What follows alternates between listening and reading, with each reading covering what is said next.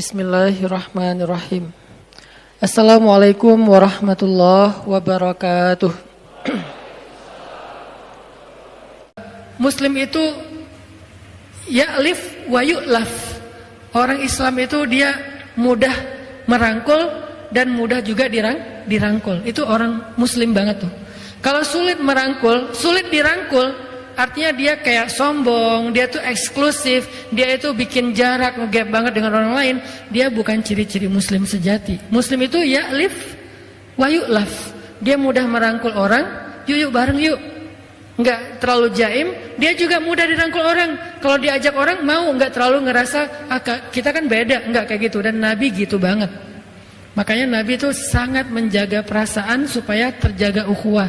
Pernah Nabi lagi kayak duduk bareng dengan sahabat-sahabat yang miskin lah ya. Sahabat-sahabat miskin ini kalau makan roti, rotinya tuh keras. Bahasa Arabnya qadid. Qadid itu artinya roti keras yang udah lama. Kalau pengen dimakan gak bisa langsung dimakan, harus direndam dulu pakai air. Saking kerasnya udah kayak kerupuk gitu. Nah itu namanya qadid. Nabi duduk di antara orang-orang miskin yang lagi kayak mau makan qadid gitu. Terus pas Nabi duduk di antara mereka, mereka jadi sungkan. Aduh nggak enak nih. Masa kita mau ngasih roti kayak gini buat Nabi, buat Rasulullah. Terus gimana dong, kita nggak sanggup beli roti yang lembut. Terus Nabi tersenyum mengatakan, saya adalah anak seorang perempuan yang biasa makan qadid. Saya anak seorang perempuan, ibu saya tuh adalah pemakan qadid. Jadi kita udah biasa makan kayak gini di rumah. Maksud Nabi apa? Biar nggak ada gap antara beliau dengan orang-orang yang lagi ngajak beliau makan. Itu namanya yu'laf, mudah diajak barengan, nggak terlalu ngegap. Jalan lagi tuh Nabi bareng dengan orang miskin. Ketemu orang miskin, mereka pada sedih gitu ya. Nabi bilang, tahu nggak? Orang miskin itu masuk surga 500 tahun lebih dulu daripada orang kaya. Oh gitu ya Rasul. Akhirnya mereka semangat. Bukan semangat dalam kemiskinan ya. Maksudnya semangat untuk nggak pede, nggak baperan, nggak kemudian pesimis, jadinya menjauh dari rombongan atau dari orang-orang banyak. Jadi dibangkitkan semangatnya. Ketemu sama penggembala. Nabi bilang apa? Tidaklah Allah mengutus Nabi kecuali pernah menjadi penggembala. Jadi yang penggembala juga merasa kayak pride gitu. Wah ternyata profesi kita itu profesi para Nabi. Ketemu dengan orang kaya, tidak ada kecemburuan kecuali kepada dua orang. Satu orang berilmu, satu lagi orang kaya yang banyak berinfak. Jadi semua orang bisa dibahagiakan hatinya oleh Nabi. Nggak ada yang ngerasa ketemu Nabi bete, itu nggak ada. Saya belum pernah mendengar cerita ada orang bete ketemu Nabi, itu nggak ada. Yang ada lagi bete ketemu Nabi bahagia, itu banyak tuh. Yang tadinya bete banget di rumah, pas ketemu Nabi happy, pas balik ke rumah bete lagi, itu banyak. Salah satunya adalah Hanzalah. Hanzalah lagi sedih duduk sendiri, datang Abu Bakar. Abu Bakar nanya, kaifa asbahta ya Hanzalah? Gimana keadaan kamu pagi ini wahai Hanzalah? Hanzalah ngelihat Abu Bakar dan bilang, nafaqah Hanzalah, kata Hanzalah. Hanzalah itu munafik, tahu nggak kamu? Abu Bakar bingung. Kaifa dzalik? Kenapa kamu ngomong kayak gitu? Kenapa kamu merasa diri kamu munafik wahai Hanzalah? Kata Hanzalah, wahai Abu Bakar, saya tuh kalau ketemu Nabi bahagia. Kalau ketemu Nabi iman saya naik. Kalau ketemu Nabi saya tuh jadi semangat beramal soleh. Saking iman saya lagi naik, saya merasa diri saya tuh jadi orang yang paling soleh di muka bumi. Saking saya ngerasa jadi orang soleh, seolah-olah dari tempat duduk saya tuh bisa ngelihat surga kalau lagi dekat sama Nabi. Tapi kalau saya pulang ke rumah, saya ketemu dengan keluarga saya, dengan anak saya kerja, maka iman saya drop sampai seolah-olah saya bisa melihat neraka dari tempat duduk saya. Itu adalah kata-kata Hanzalah.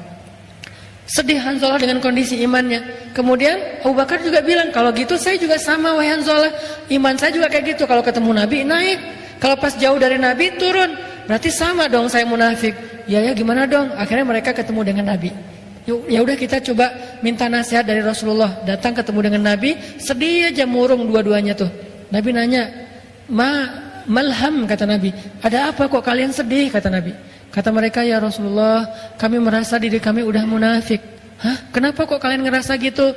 Kata mereka, kalau ketemu engkau, hati kami merasa imannya bertambah. sehingga kami semangat beramal soleh. Tapi kalau jauh darimu, iman kami drop dan kami jadi mudah berbuat dosa dan jauh dari Allah. Nabi kemudian tersenyum memberi mereka nasihat.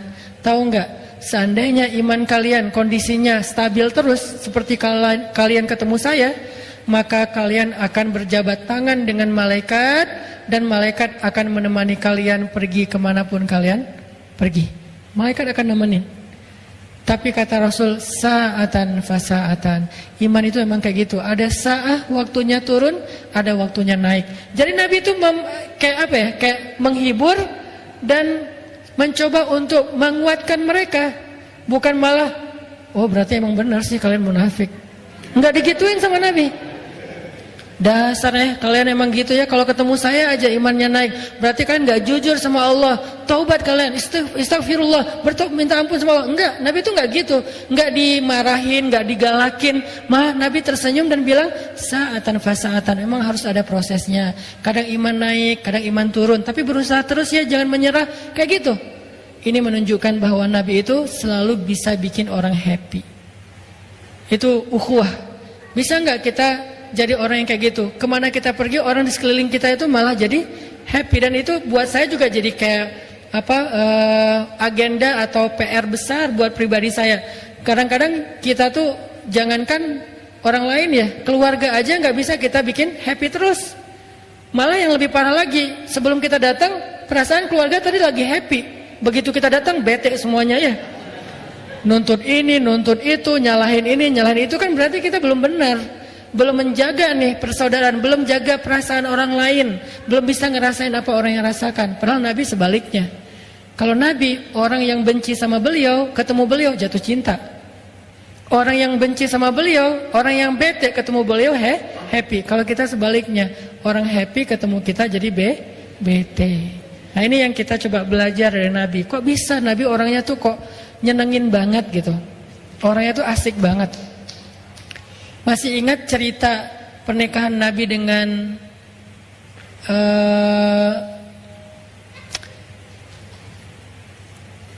cewek Yahudi? Siapa namanya? Sofia. Tapi bukan Sofia yang kartun ya. Sofia, orang Yahudi. Sofia bahasa Arabnya. Itu gimana cerita pernikahannya? Kan gara-gara habis perang, namanya perang Khaybar. Perang Khaybar itu perang paling besar yang terjadi antara kaum muslimin dengan orang Yahudi. Dalam perang itu, ayah Sofia terbunuh. Paman Sofia terbunuh. Yang lebih sedih lagi, suami Sofia terbunuh. Dalam perang Khaybar, suaminya terbunuh. Kenapa mereka terbunuh? Karena mereka memusuhi Nabi, memerangi Nabi, terjadilah peperangan yang gak bisa dihindari. Mereka keras kepala, akhirnya dalam peperangan itu mereka terbunuh. Terbunuh dalam peperangan itu bukan kejahatan, karena itu sesuatu yang wajar. Yang kejahatan itu terbunuh di luar peperangan. Namanya berperang. Masa kita berperang, udahlah kita nggak usah bunuh-bunuhan, kita kayak main apa gitu, nge-game gitu kan ya, kan nggak mungkin ya, namanya juga perang. Nah terbunuhlah ayah Sofia, paman Sofia dan suami Sofia, sehingga Sofianya jadi tawanan perang kaum muslimin, ditaruh di sebuah tenda. Lalu datanglah Nabi ke tendanya Sofia untuk menghibur Sofia.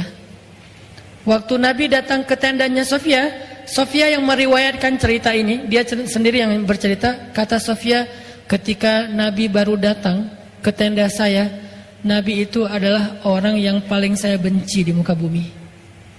Jadi buat Sofia, Muhammad adalah orang yang paling dia benci di muka bumi. Gimana enggak? Gara-gara Nabi itu suaminya terbunuh.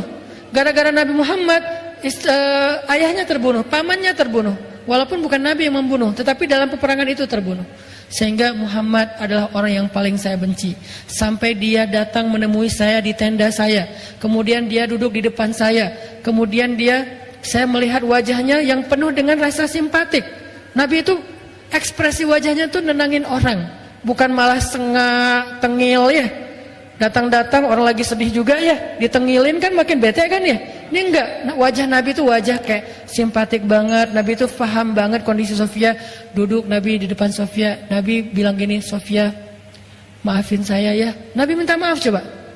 Saya tahu perasaan kamu waktu itu saya udah mencoba untuk berdialog dengan ayah kamu, dengan paman kamu, dengan suami kamu, tapi mereka menolak. Akhirnya peperangan gak bisa dihindari. Maaf ya.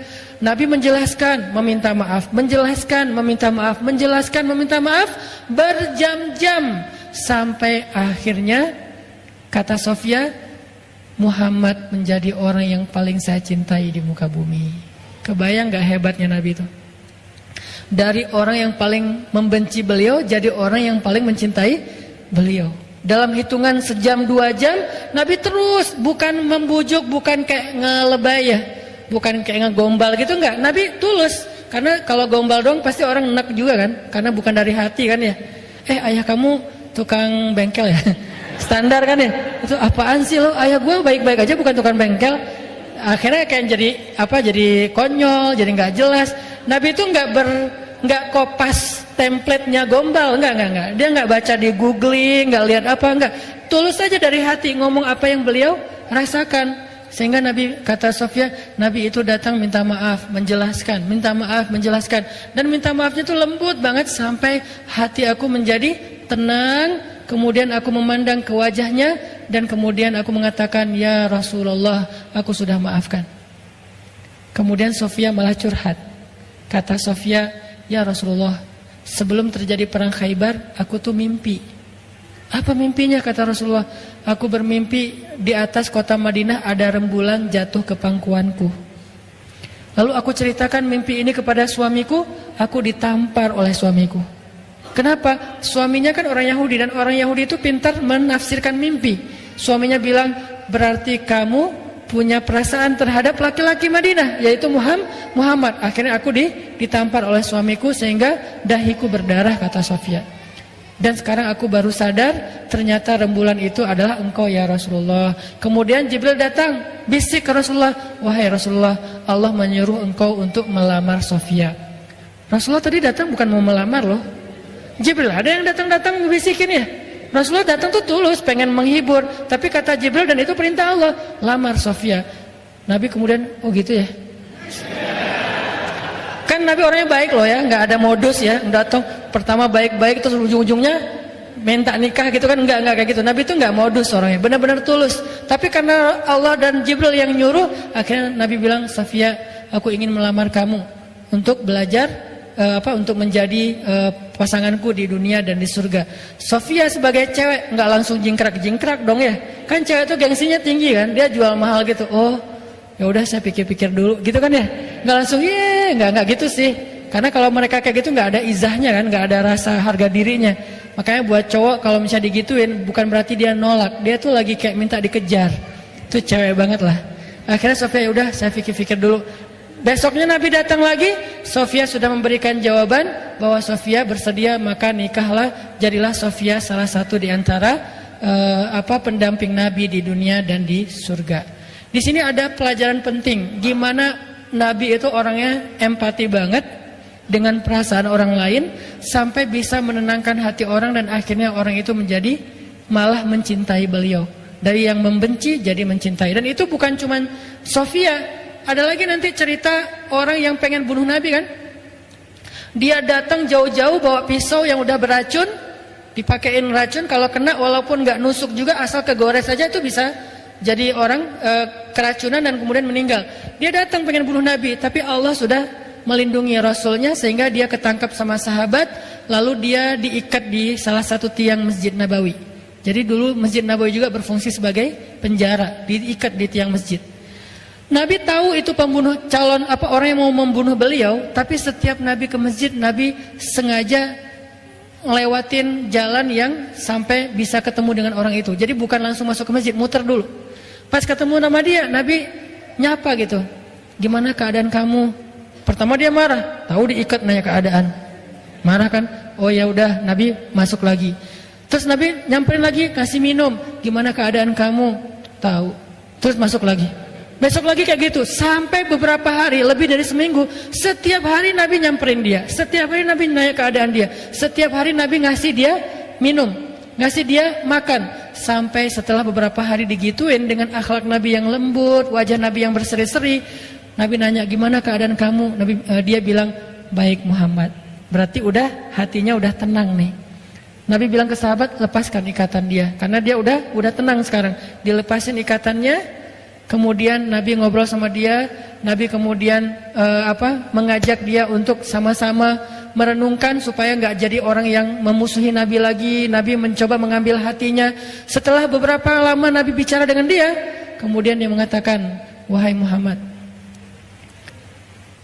dulu engkau adalah orang yang paling saya benci dan ingin saya bunuh.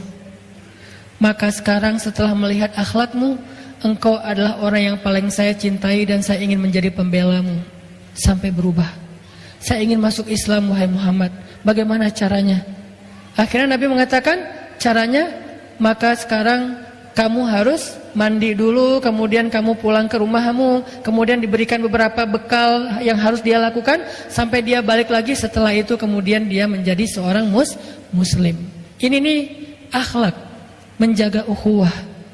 Bahkan kepada orang yang belum dapat hidayah. Kenapa? Karena hanya dengan akhlak jalan seseorang untuk pulang kepada Allah.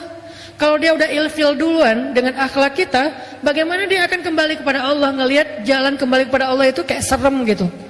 Dan di sepanjang jalan itu banyak orang galak.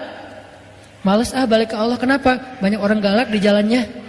Baru jalan selangkah udah dimarah-marahin. Jalan 2 langkah dimusuhin. Jalan 3 langkah dituduh masuk neraka. Belum juga mau kembali ke Allah sudah masuk neraka. Akhirnya balik lagi deh gua. Daripada gua dimarah-marahin di sana, mending gua di sini aja diterima sama lingkungan gua yang sekarang, kan gitu ya. Maka ternyata salah satu rahasia dakwah Nabi, beliau itu ya'lif wa yu'laf. Beliau itu mudah merangkul orang lain dan juga mudah untuk dirangkul oleh orang lain. Arti mudah dirangkul itu bukan dipengaruhi, tetapi mudah sekali kalau orang mengajak beliau kepada kebaikan atau untuk menolong, maka Nabi pasti akan menolong. Ini adalah contoh Nabi menjaga ukhuwah. Sehingga menjaga ukhuwah itu menjadi salah satu di antara risalah ataupun misi utamanya Rasulullah SAW dalam berdakwah.